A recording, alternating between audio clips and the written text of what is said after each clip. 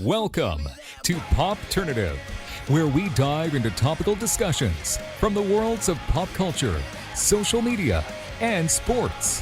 Here is your host, Peter Remoliotis, aka PD Beats. PD Beats here from Popternative, speaking to Lance Reddick about Resident Evil dropping on Netflix July 14th. It's an honor and privilege to be speaking with you, sir. Thank you so much for your time. Thank you. My pleasure.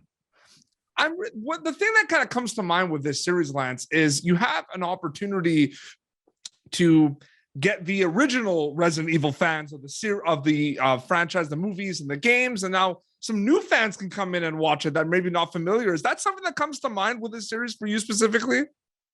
The short answer is yes. But I will say that it was what was interesting for me is that when this project first came to me, I wasn't even aware of the video games. I was only aware of the films.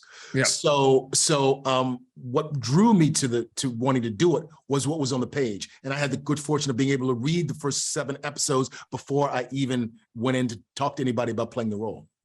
It's interesting too, because I'm a 90s kid. I remember when Resident Evil came out, you know, the like geek culture, horror culture, like it wasn't that big. Like it was around, there were some fans of it. And now it's like, these are the biggest titles that come out. What's that like mindset wise for you working on Resident Evil on Netflix at a time where this is the genre now? People love the geek culture, people love the thriller and the horror stuff as well. It's both thrilling and intimidating. Yes. It was thrilling when we were shooting it. And then once it was over and I kind of really, by that time, particularly after having,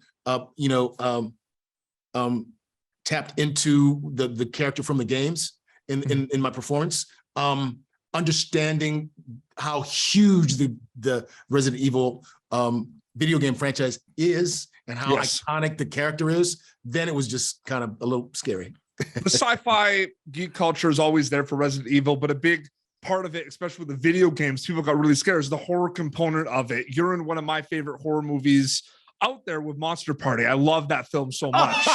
Well, that's tricky because that's actually a dark comedy, but yeah. Well, it was horror in my opinion. I don't know. It's a genre-bending movie. But no. I mean, it's a 12-step program for serial killers. So yeah. No, yeah, absolutely. But it had the jump scare. It had that in there. So I do consider horror. But like, did the horror component and the freak out, edge of your seat component of Resident Evil stand out to you as well, on top of just the geek culture perspective? What you mean in terms of when I actually watched the show, or? Yeah, absolutely. Or like working out or seeing everything. I mean, the horror, the horror aspect of Resident Evil is huge. I mean, I love playing, all the father stuff and the character and stuff and all that stuff. But I have to admit, that was another part of what drew me to it. All the great scares and all the great monsters and being part of that as well. Yeah. And very quickly, Lance Reddick is a storyteller. Is that your favorite thing about storytelling? Diving into all these different worlds, John Wick, Resident Evil, is that your favorite? Is that one of the best things about it? I even though I don't think it happens very often, I don't care about a good character if the story sucks. Excuse me. Yeah.